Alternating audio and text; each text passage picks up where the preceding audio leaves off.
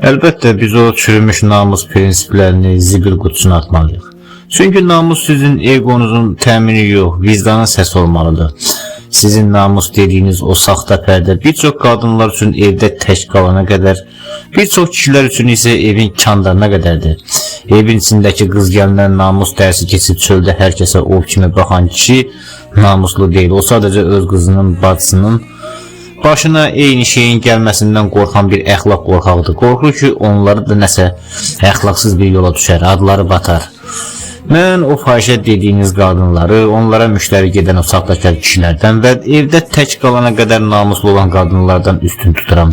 Ərinin çörəyini yiyib, onun inamını küləyindən bıçaqlayan, amma cəmiyyətdə xanım xatın gəzən o saxtakara nisbətdə yüzlərlə kişi ilə yatan o qadın sadəcə iyrənc yolla çörək pulunu qazanan biridir. O en azından kim olduğunu gizlətmir. Sizin kimi müqəddəslik maskası takıb ruhunu satmır. Sizin gizli xəyanətiniz o qadının açıq peşəsindən qat-qat murdadır. Siz bu gedişlə də heç vaxt əxlaqlı bir cəmiyyət qura bilməzsiniz.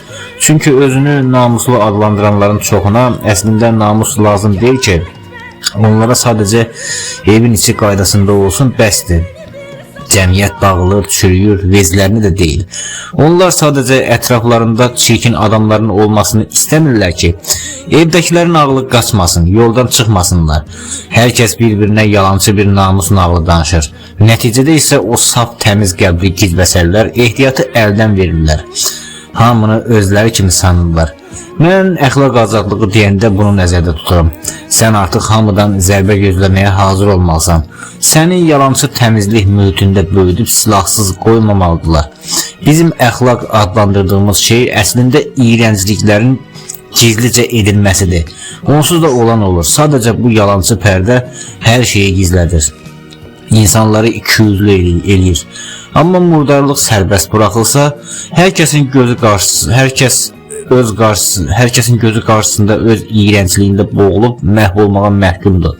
Ancaq o zaman yalancı pərdələr cırılacaq və yerini zamanla zərurətdən doğan tamamilə sağlam və sarsılmaz bir əxlaq tutacaq.